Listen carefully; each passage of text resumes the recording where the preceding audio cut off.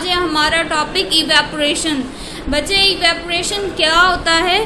The concentration of solutions, ठीक है, जितनी भी सॉल्यूशन की कंसंट्रेशन होती हैं वो by the partial vaporisation of the solvent during boiling, ठीक है। इनमें देखो ये क्या है, इवेपोरेशन क्या होता है कि आपके पास कोई भी सॉल्यूशन है, ठीक है, उसमें जब आप उसको थोड़ी सी हीट प्रोवाइड करते हैं तो जो कंटेनर के अंदर बेसिकली सॉल्वेंट्स मौजूद होते हैं वो इवेपोरेट होना शुरू हो जाते हैं, ठीक है, वेपोराइज होना शुरू हो जाते हैं। जब वो वेपोराइज होते हैं तो जितने भी सॉल्वेंट है वो इवेपोरेट हो जाता है और जितना भी सॉल्यूट है वो नीचे बाकी रह जाता है, ठीक है।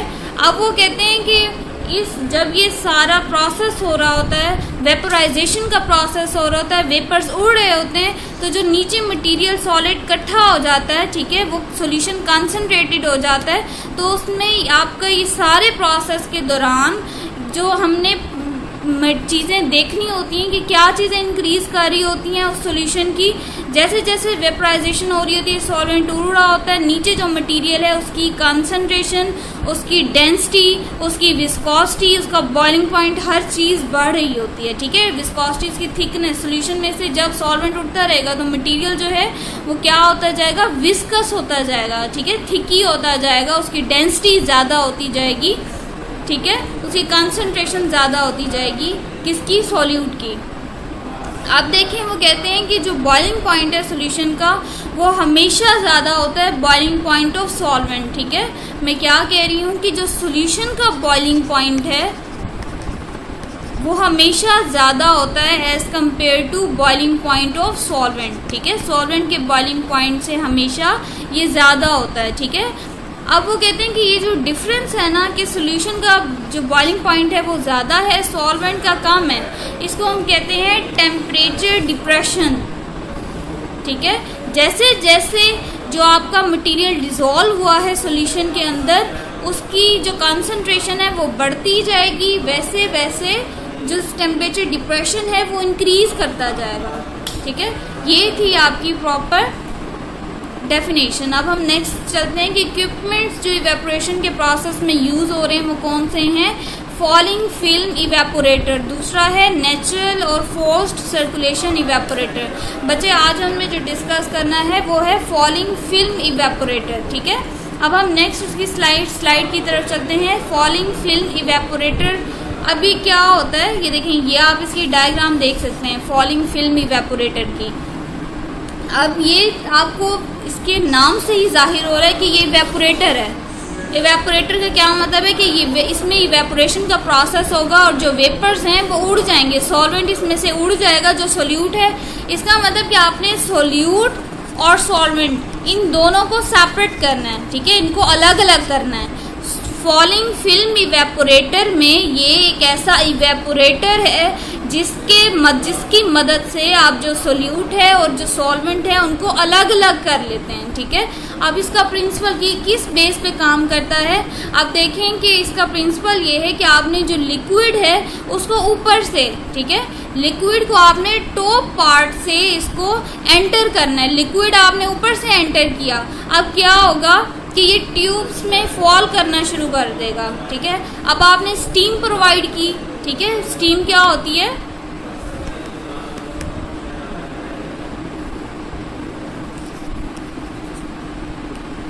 भाप।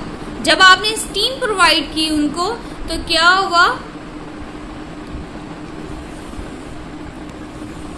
कि जो मटेरियल है वो कंडेंस होना शुरू हो जाएगा, ठीक है, और जो वेपर्स हैं वो यहाँ पे सेपरेट होना शुरू हो जाएंगे, ठीक है। अब मैं आपको प्रॉपर इसकी दिखाती हूँ, नेक्स्ट वर्किंग में हम देख लेते हैं। देखें जो फॉलिंग फिल्म इवेपोरेटर है उसके पार्ट्स में ये फीड आ जाता है जहाँ से आपने मटेरियल को एंटर करना है, ठीक है। स्टीम आ जाती है, यहाँ से आपने स्टीम को एंटर करना है। फिर ये कंडेंसर, ये क्या करेगा, जो मटेरियल नीचे फीड नीचे आ रही है ट्यूब्स में से, फॉलिंग ट्यूब्स में से उसको मटेरियल को कंडेंस कर देगा, ठीक है।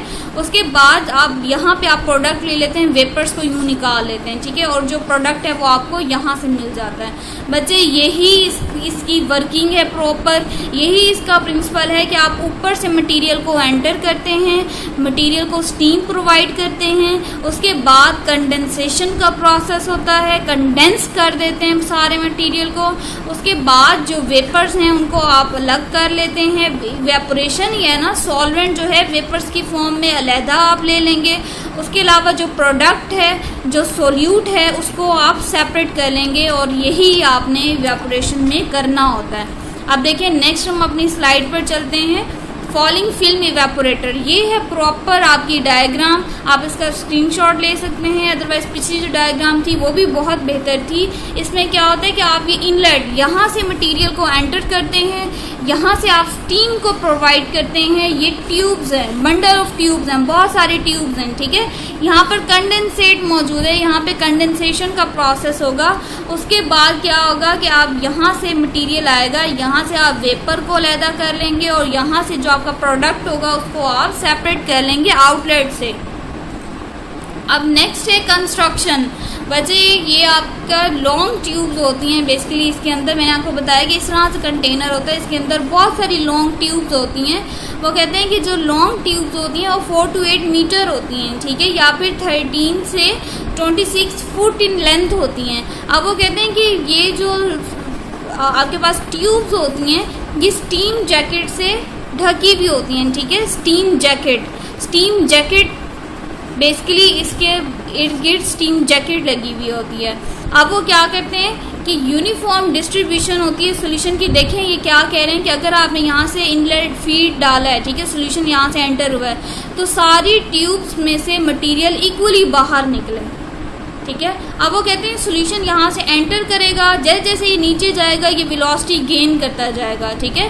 वेलोसिटी गेन करेगा तो क्या होगा कि जो वेपर्स हैं वो यहाँ से गुजरेंगे और आप उनको डाउनवर्ड मूव करना शुरू कर देंगे, और जो आपका सोल्यूशन विस्कस है उसको आप आउटलेट से ले लेंगे और जो वेपर्स हैं उनको आप सेपरेट कर लेंगे, ठीक है। अब इसके यूजेस देखेंगे, एप्लीकेशंस देखें बच्चे। ये बेसिकली केमिकल इंडस्ट्रीज़ में, फूड इंडस्ट्रीज़ में और फर्मेंटेशन इंडस्ट्रीज़ में इस्तेमाल होता है।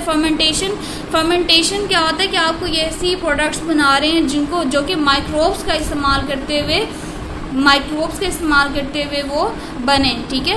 अब देखिए नेक्स्ट है फॉलिंग फिल्म इवेपोरेटर की वर्किंग। फॉलिंग फिल्म इवेपोरेटर में जितने भी लिक्विड प्रोडक्ट हैं वो आप एंटर करेंगे इवेपोरेटर, ठीक है, ये इवेपोरेट कर देगा मटेरियल को। उसके बाद वो कहते हैं जो लिक्विड आप हीटिंग ट्यूब्स के अंदर एंटर करेंगे और वो ट्यूब्स में से नीचे गुजरेगा, ठीक है। अब वो फ्लो करेगा एट बॉइलिंग टेम्परेचर, ठीक है। इस तरह से बॉइलिंग टेम्परेचर पे वो नीचे जब उसको स्टीम मिल रही है तो वो नीचे फ्लो करता है। जो वेपर्स हैं वो आप सेपरेट कर लेते हैं और जो प्रोडक्ट है उसको आप सेपरेट कर लेते हैं। अब देखिए इसके एडवांटेज क्या है। वो कहते हैं कि हम वो मटेरियल चूज़ करेंगे जिसका जो टेम्परेचर डिफरेंस है वो कम हो, ठीक है। क्यों ऐसा आप कर रहे हैं? क्योंकि जो ट्यूब साइड मटेरियल है उसको आपने नीचे लेकर आना है। जब आप उसको नीचे लेकर आएंगे तो प्रेशर डिफरेंस उसने तो क्रिएट होना ही है, ठीक है। अब आप वो जो ऊपर से नीचे जा रहा है तो ये ग्रेविटी की वजह से होगा कि मटेरियल ट्यूब्स में आप ऊपर से एंटर करेंगे और ग्रेविटी की वजह से वो नीचे आएगा, ठीक है। बहुत कम वो कहते हैं रिटेंशन मटेरियल होता है ट्यूब साइड में, बहुत कम मटेरियल होता है जो कि यहाँ पर ट्यूब्स के अंदर रह जाता है, ठीक है। रिटेंशन टाइम यही होता है कि उसके अंदर रह जाना कुछ मटेरियल। उसके बाद डिसएडवांटेज क्या है कि वो कहते हैं कि हाई हेड रूम रिक्वायरमेंट, ठीक है। एक प्रॉपर रूम की रिक्वायरमेंट होती है जहाँ पर ये आप ऑपरेटर्स यूज़ करते हैं। उसके अलावा वो कहते हैं कि जो हाई प्रेशर है वो ट्यूब्स के अंदर ड्रॉप करता रहता है, प्रेशर कम होता रहता है। उसके अलावा जो हाइड्रोस्टैटिक हेड है बॉटम पर ट्यूब्स की वो इंक्रीज़ करता जाता है और इस तरह से जो टेम्परेचर सेंसिटिव प्रॉब्लम्स आती हैं बहुत ज़्यादा। उसकी रीज़न क्या होती है कि अगर तो मटीरियल इतना टेम्परेचर को बेयर नहीं कर सकता तो उसके लिए हार्मफुल होगा। बच्चे ये स्लाइड्स थी, अगर किसी को कोई भी प्रॉब्लम है तो आप लोग पूछ सकते हैं। अगर कोई क्वेश्चन है तो इनबॉक्स में आप कमेंट कर सकते हैं।